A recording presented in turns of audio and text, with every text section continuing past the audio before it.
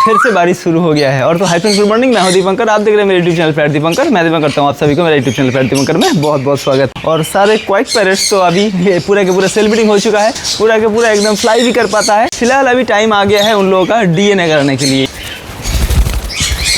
ये रहा, और दो कहाँ है?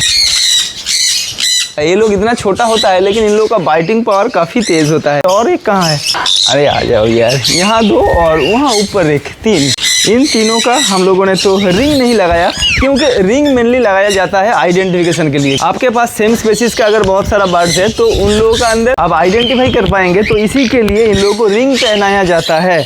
रिंग पहनाने से आप कोई भी बर्ड को आसानी से आइडेंटिफाई कर सकते हैं। लेकिन रिंग पहनाने का एक दिक्कत रहता है, आपका केज अगर प्रॉपर है, एकदम बहुत अच्छे तरीके से बनाया गया है, स्टील का ऐसे रॉड देके या अच्छे से, कोई ऐसे हम लोग जो GI देके ऐसे बांधने का काम करते हैं ना, ये जो छोटा सा हुक जैसे यहाँ निकला हुआ रहता है ना, तो ये सब चीज़ अगर कोई पैरट्स का या बर्ड्स का पैरों में रिंग है तो उन लोगों के लिए बहुत खतरनाक साबित हो सकता है। क्योंकि रिंग का अंदर वो अगर फंस जाएगा, वो हुक ऐसे करके फंस जाएगा, तो उसके बाद ये लोग अगर सडनली वहाँ से उड़ने के लिए कोशिश करेंगे, भागने के लिए छटपटाएंगे, तो पैर टूट सकता है। और सारे पैरट्स का, बर्ड्स का हड्डी बहुत कमज़ोर होता है, एकदम आसानी से टूट जाता है। इससे पहले भी मेरे साथ बहुत बार ऐसे घटना घट चुका है, तो इसी के लिए मैं कुछ बर्ड्स पर रिंग नहीं लगाता। लेकिन अगर आपको कोई बर्ड में ब्रीडिंग कराना है उसके लिए तो आपको DNA बहुत जरूरी रहता है। DNA करा लेना एकदम सही रहता है। और DNA के लिए DNA कैसे कराएंगे? तीनों बर्ड मेरे पास है, तीनों तो एक जैसा है ना। अगर सबका पैरों में अलग अलग रिंग रहता, अलग अलग ID नंबर रहता,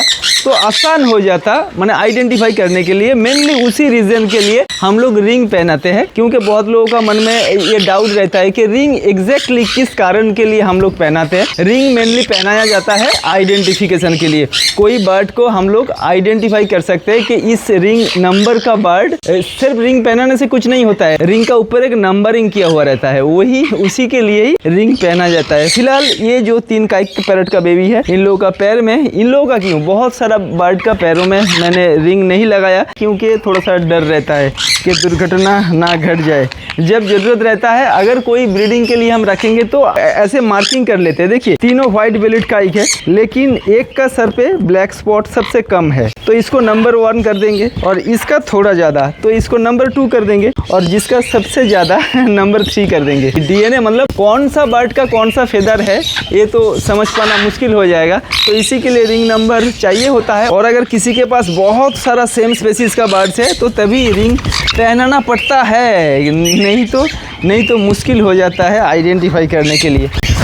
और DNA 2 तरीके से किया जाता है, एक फेदर सैंपल कलेक्ट करना पड़ता है और दूसरा blood sample. Blood sample collect करना थोड़ा सा मुश्किल रहता है, तो फेदर सैंपल सबसे आसान, इजी रहता है। यार रुको, ये देखो, यहाँ ये जो प्रतिनिधि है ये थोड़ा सा रिलायबल है। यहाँ अगर कोई DNA टेस्ट में कराता हूँ तो कॉन्फिडेंट रहता है कि यहाँ से जो रिजल्ट आया एकदम परफेक्ट है। तो यहाँ ओनर का नेम हम लिख देंगे, Deepankar, farm name parrot Deepankar, ring ID इसको 1 कर देंगे और स्पेसीज व्हाइट बेलिड काइक, ठीक है ना। रिंग ID 1 मतलब हम लोगों ने किसको चूज किया था? जिसका सर पे सबसे ब्लैक स्पॉट कम है। इसका सर पे ब्लैक स्पॉट सबसे कम है, तो इसका फेदर कलेक्ट करेंगे। रुको, चेक से हम लोगों को ऐसे करके, रुको, और ऐसे जीपर पाउच में ऐसे करके ले लेना है। और 2-3 ले लिया, चलो तुम्हारा हो गया, एक का तो हो गया।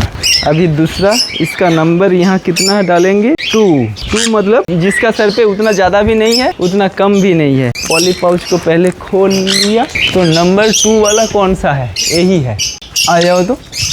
ओह, क्योंकि इसका सर पे देखिए बहुत ज़्यादा है, तो यही 2 है। तो ये रहा 2 नंबर वाला हम लोगों का, बहुत सारा हो गया, तो ये हो गया 2 नंबर।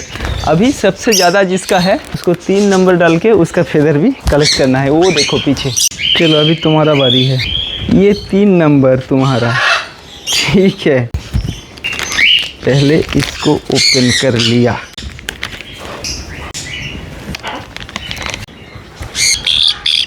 और ये जड़ रहना चाहिए। हाँ, फेदर्स का जड़ ना बॉडी का अंदर से निकल के आना चाहिए, तभी जाके DNA टेस्ट कर पाएंगे वो लोग।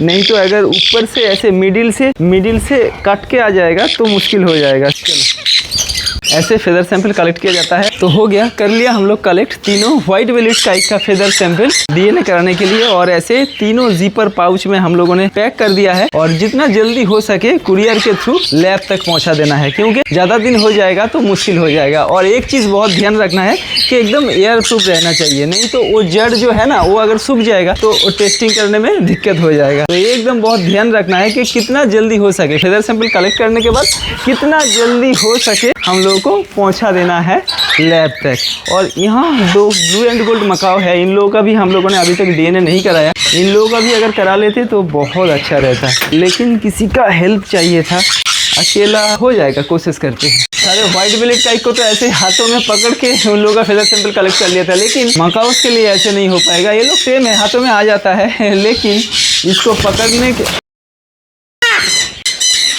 हो गया। एक का तो हम लोगों ने फेदर सैंपल कलेक्ट कर लिया है, और उनका पैरों में तो रिंग था, उनका पैरों में जो रिंग था उसका आईडी नंबर था एक्सोटिक 06। तो यहाँ हम लिख देंगे एक्सोटिक 06, ठीक है ना। और एक बाकी है, इतना जोर से चिल्लाता है ये लोग, क्या कहूँ। और इसका जो रिंग आईडी था एक्सोटिक 05, उनका तो हो गया है 6 और इनका 5। कोई भी पैरेट ज़्यादा करके ऐसे बड़े साइज का parrot, macaw, African grey, cockatoo, Amazon parrot, बड़ा होने के बाद अगर ऐसे जोर ज़बरदस्ती करके उनको कोई पकड़ेगा ना तो वो याद रख लेता है, उसका दिमाग में वो सेट हो जाता है। एक दिन का डर के लिए उसका टेबनेस बहुत ज़्यादा कम भी हो सकता है, या बहुत दिन टाइम लग जाता है फिर से एकदम पहले जैसा परफेक्ट होने के लिए। तो इसी के लिए कोशिश करता हूँ कि बड़े पैरेट को बड़े हो जाने के बाद जितना कम हो सके उतना पकड़ने के लिए, क्योंकि टेमनेस ख़त्म हो जाता है, कम हो जाता है। ठीक है, जाओ जाओ जाओ, हो गया, जो करना था कर लिया।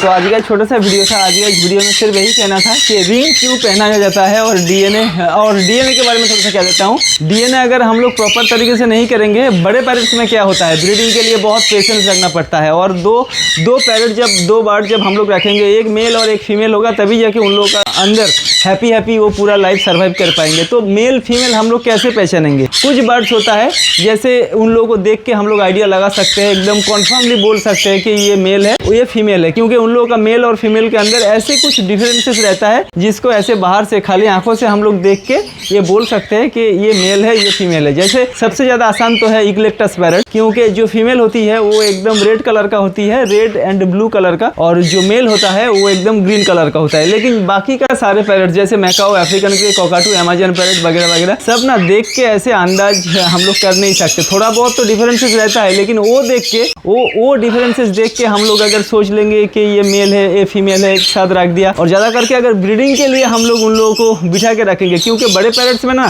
ब्रीडिंग के लिए लंबा पेशेंस चाहिए होता है। 2 साल 3 साल हम लोग एक ब्रीडिंग सेटअप रेडी करके वहाँ पेशेंस के साथ रख देते हैं कि हाँ इस साल नहीं हुआ, अगले साल ब्रीड हो सकता है।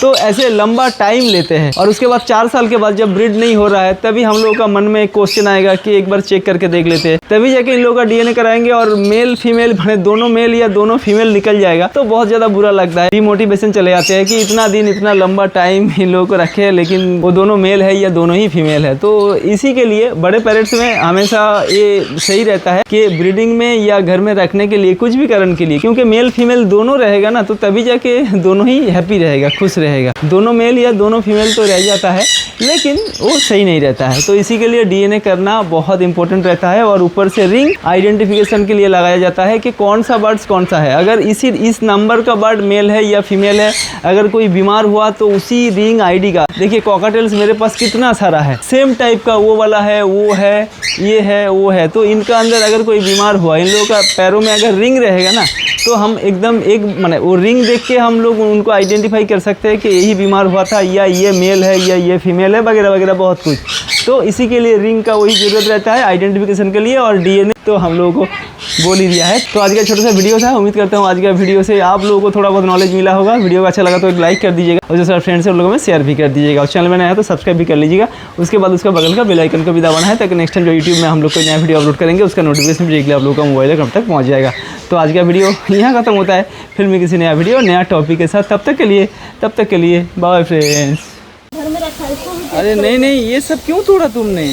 देखना पड़ेगा ना इसका टेस्ट कैसा है। अरे तोड़ क्यों रही हो? इसको नहीं तोड़ेंगे तो ये बड़ा नहीं होगा। ये नहीं, ये गलत कर रही हो। नहीं, ये तोड़ना पड़ता है। ये कैसे क्या है? अरे तोड़ो मत यार। नीचे सब करना भी होगा और ऊपर भी सब जो सूखा है पत्ता है, सूखा हुआ जो ये है ना, ये सब तोड़ना पड़ता है। ये देखो। अरे तोड़ क्यों रही है? हाँ, इसको नहीं तोड़ेंगे तो तुमको पता नहीं? मुझे पता है अच्छे से।